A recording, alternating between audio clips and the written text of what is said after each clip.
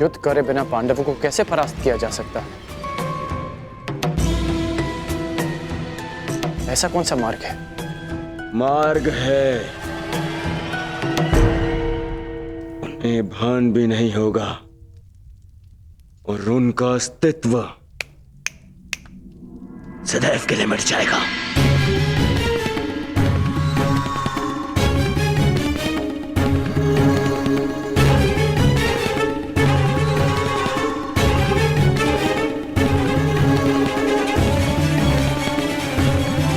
और वो दुर्योधन के कहने का तात्पर्य यह है कर्ण कि शत्रु को भान नहीं होना चाहिए कि उन पर आक्रमण की तैयारियां हो रही हैं। और युधिष्ठिर अब कोई सामान्य कुमार नहीं है, युवराज है, युवराज। और उस पर आक्रमण करने से पूर्व भीषण तैयारियां करनी होंगी, और वो भी गुप्त रूप से, है ना मेरे होने वाले सम्राट?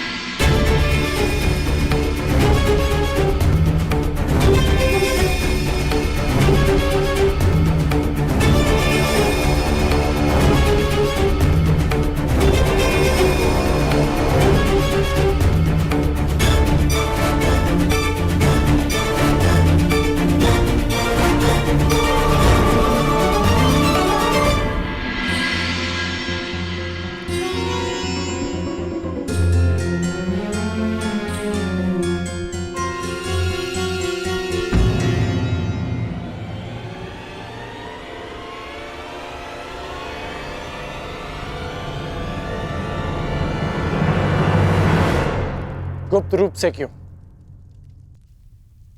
तुम तैयार हो, मैं प्रस्तुत हूं, और अब तो मगध नरेश भी एक पुकार में है। सहायता के लिए प्रस्तुत हो जाएंगे मित्र। हाँ मित्र, जरासंध विजय पर मैं तुम्हें बधाई देना तो भूल ही गया। अद्भुत अद्भुत कर्ण, तुमने मगध नरेश को पराजित नहीं किया है, बल्कि दुर्योधन के विश्वास को जिताया है। ये मुकुट तुम पर बहुत शोभा देता है कर्ण। मित्र, मैं भी तुम्हारा हूं, ये मुकुट भी तुम्हारा है। ये मुकुट मेरे लिए महत्व नहीं रखता, मेरे लिए केवल एक बात महत्व रखती है, कि अति शीघ्र ही मेरा मित्र हस्तिनापुर के सिंहासन पर विराजमान हो।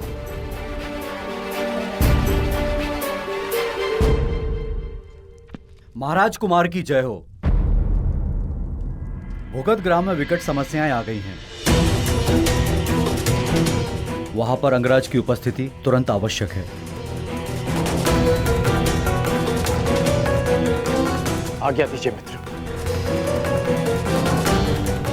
बहुत जल्द सेवा में प्रस्तुत होता हूं।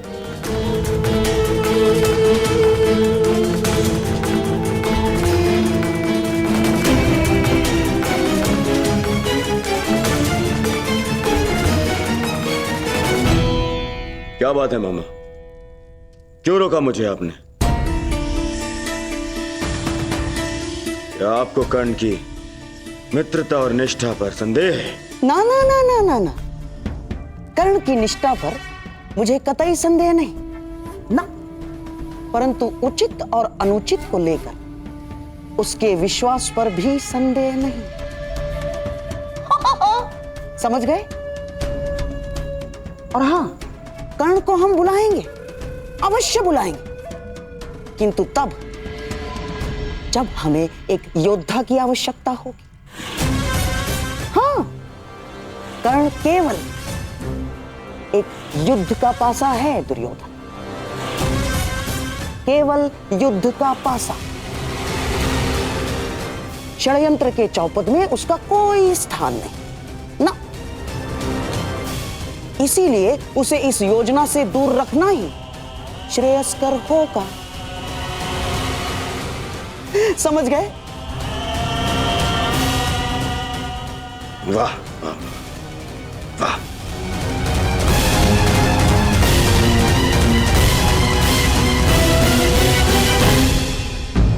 इसकी हर वस्तु को नष्ट कर दो। अरे इतने दिनों तक ये कर्ण के साथ रही, अविवाहित होने के पश्चात भी। तो पाप है, ये पतिता है। इसलिए इससे जुड़ी हर वस्तु को आज हम इस अग्नि में भस्म कर देंगे। जला दो। और नहीं तो क्या, हमारी भी पुत्रियां हैं, और अगर इसे दंड नहीं दिया गया तो इन्हें भी अनुचित करने की प्रेरणा मिलेगी।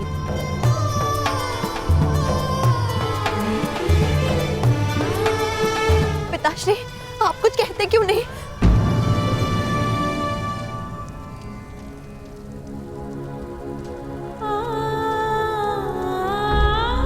पिताश्री, क्या आपको भी यही लगता है कि आपकी पुत्री पतिता है, कि उसने कोई ऐसा कार्य किया है जो आपके मान के विरुद्ध है? आपको ऐसा लगता है पिताश्री कि आपकी पुत्री अपनी मर्यादा को पार कर सकती है? मुझे अपनी पुत्री पर विश्वास है, मुझे अपनी पुत्री की पवित्रता पर विश्वास है, परंतु तेरा पिता होने के साथ साथ मैं इस समाज का एक सदस्य भी हूं, और हर समाज के कुछ नियम ऐसे होते हैं जिन्हें कोई नहीं तोड़ सकता, कोई नहीं बदल सकता, तेरा विवश पिता भी नहीं।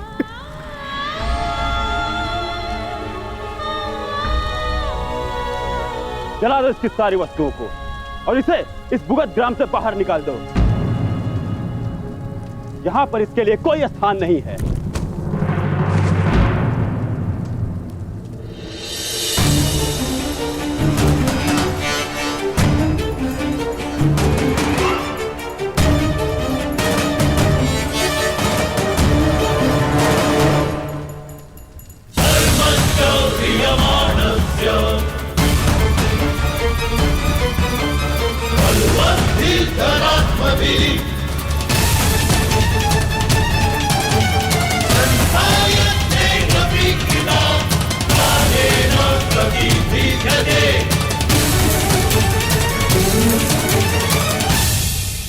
मैं आप सबकी बात का समर्थन करता हूं। उचित किया आप लोगों ने, ऐसा ही करना चाहिए। जला दीजिए वो हर वस्तु जिसे रोशाली ने स्पर्श किया। धर्मं च लोभं च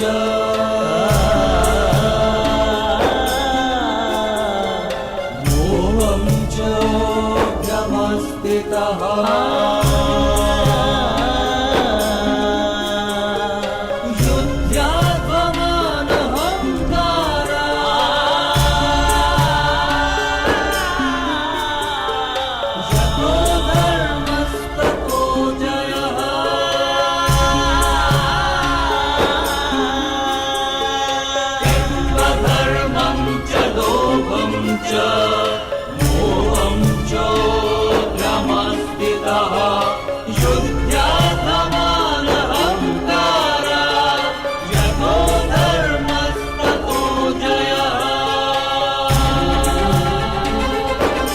क्योंकि अपवित्र वस्तु को पवित्र करने का एक ही मार्ग है कि उसे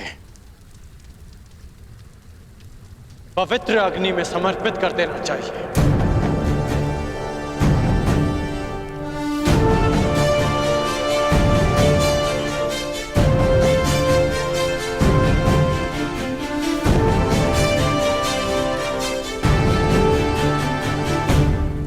अगर आप सबको लगता है कि रोशाली भी अशुद्ध है तो इसे भी जला दो, परंतु इस नाते आप सबको भी इस अग्निकुंड में कूदकर अपने प्राण दे देने चाहिए, क्योंकि आप सबने भी रोशाली की वस्तुओं को स्पर्श किया। आप में और उन उच्च वर्ग के नागरिकों में कोई अंतर नहीं। वो आप पर अनीति करते हैं क्योंकि वो आपसे अधिक शक्तिशाली हैं, और आप रोशाली पर अन्याय करते हैं क्योंकि आपको लगता है कि वो आपसे दुर्बल है। हाँ, रोशाली अविवाहित है, परंतु विवाहित तो मैं भी नहीं, और हम दोनों साथ थे। फिर आपने केवल रोशाली का बहिष्कार क्यों किया, मेरा क्यों नहीं? इसलिए क्योंकि रोशाली एक स्त्री है और मैं एक पुरुष, या इसलिए कि मैं आपसे अधिक शक्तिशाली हूं?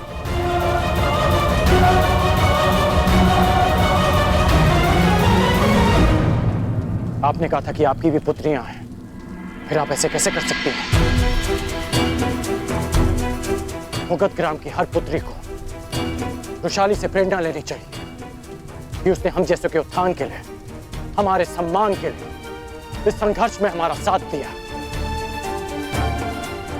वृषाली के कारण मुगत ग्राम का अपमान नहीं सम्मान बढ़ा है। आज मेरे मन में खेद है कि हमारी दुर्दशा का कारण स्वयं हमारी अपनी सोच है।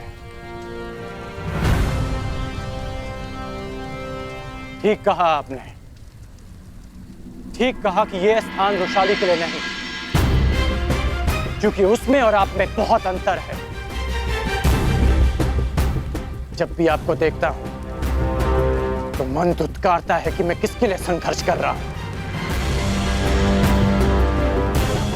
और जब भी वृषाली को देखता हूं तो अनुभव होता है कि हाँ,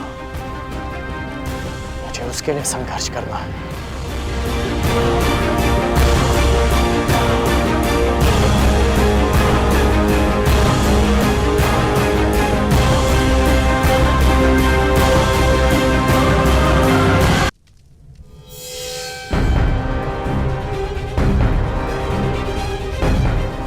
आप तो वृषाली के पिता हैं ना, फिर भी आपने उनका साथ दिया। यदि यही कार्य आपका पुत्र करता तो क्या आप उसे अस्वीकार कर देते, उसकी वस्तुओं को जला देते? संसार की सबसे बड़ी शक्ति, सबसे बड़ा भाव विश्वास होता है। मैं रणभूमि में सफल हो पाया, मैं जरासंध को पराजित कर पाया, क्योंकि मेरे साथ मेरी माता का विश्वास था, वृषाली का विश्वास था। और आप उसी विश्वास को अग्नि को समर्पित करना चाहते हैं।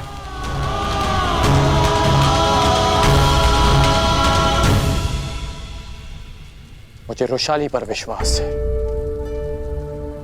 उसकी पवित्रता पर विश्वास है,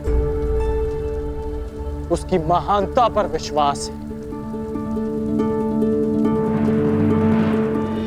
कर्ण को हर स्त्री की शक्ति पर विश्वास है। वृषाली अब जान नहीं रहेगी। वृषाली अब मुगत ग्राम में नहीं, अंग देश में रहेगी। वो अंग जो समानता में विश्वास करता है, वो अंग जो परिवर्तन का प्रयास करता है।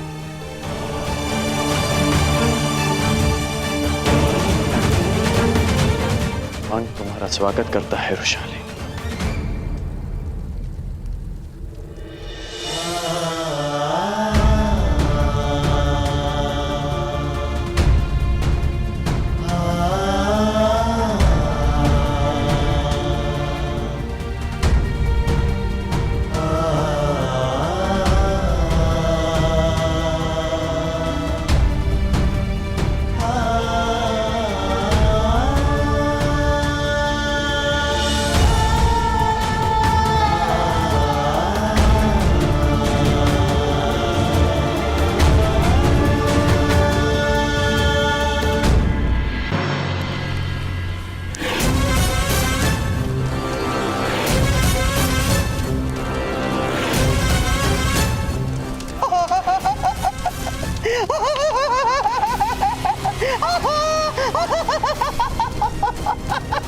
अद्भुत, अद्भुत रोचन।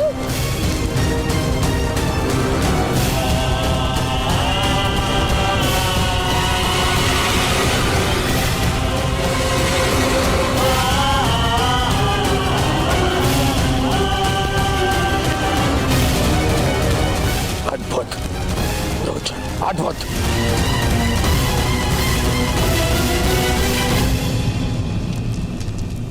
परंतु क्या ये लक्ष्य ग्रह भी इसी लघु स्वरूप की तरह कार्य करेगा? निसंदेह महाराज, सर्प जितना सुंदर हो उतना अधिक विषैला होता है। इस लक्ष्य ग्रह की सुंदरता इतनी होगी कि आपके शत्रु इसमें रहने का मोह नहीं त्याग पाएंगे। कुछ त्यागेंगे तो अपने प्राण, क्योंकि इस लक्ष्य ग्रह में लगी अग्नि का ताप असहनीय होगा। ज्वाला इतनी शीघ्रता से फैलेगी कि उन्हें बाहर निकलने का मार्ग नहीं सूझेगा। तो निर्माण प्रारंभ करो पुरोचन। जो आज्ञा राजकुमार।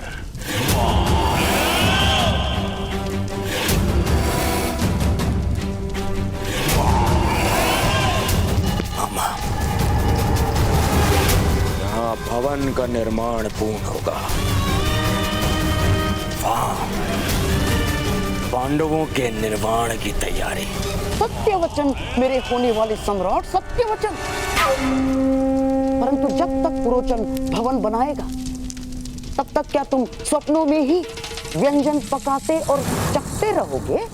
मामा, आपका तात्पर्य क्या है? तात्पर्य तात्पर्य मार्ग में कांटे सबको मिलते हैं। एक मूर्ख यात्री केवल कांटों को झाड़कर आगे बढ़ जाता है, परंतु एक बुद्धिमान यात्री कांटों के वृक्ष को ही समूल नष्ट कर देता है। समूल, ताकि कोई दूसरा कांटा जन्म ना ले। दूसरा कांटा? हाँ मेरे होने वाले सम्राट, दूसरा कांटा।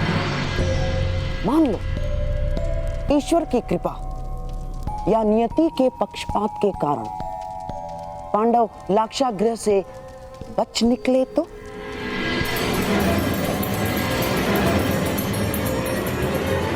मैं क्या करूं मामा श्री? विवाह। मामा, क्या कह रहे हैं आप? विवाह?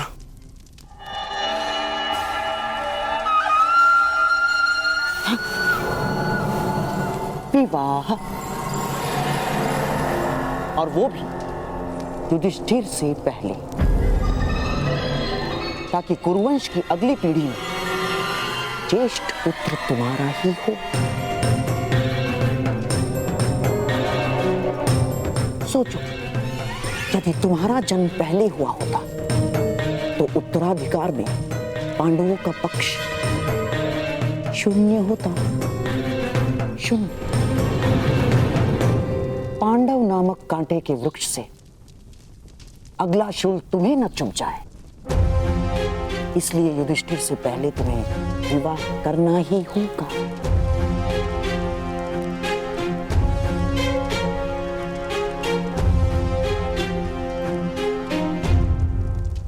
परंतु अचानक मेरे विवाह की बात।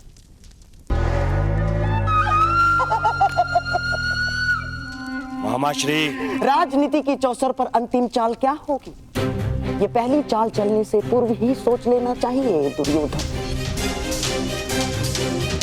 गुप्तचरों से सूचना प्राप्त हुई है कि कलिंग के कन्या के स्वयंवर का न्योता कल राज्यसभा में आने वाला है,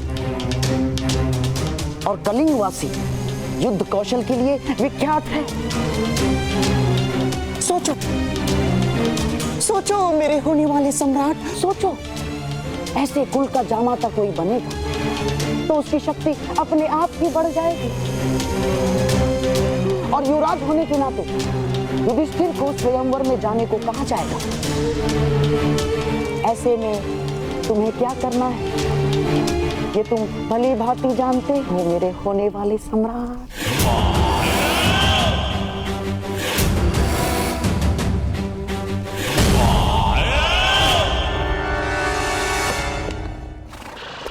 तुम जानते हो ना कर्ण, तुमने क्या किया है?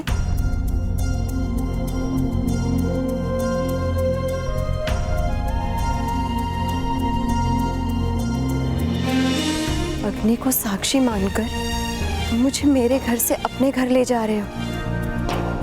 जानते हो ना इसका अर्थ?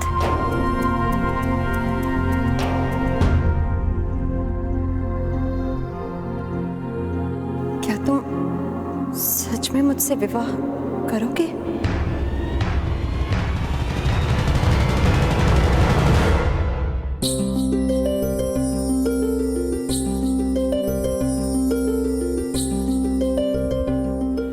अपना हाथ आगे बढ़ा।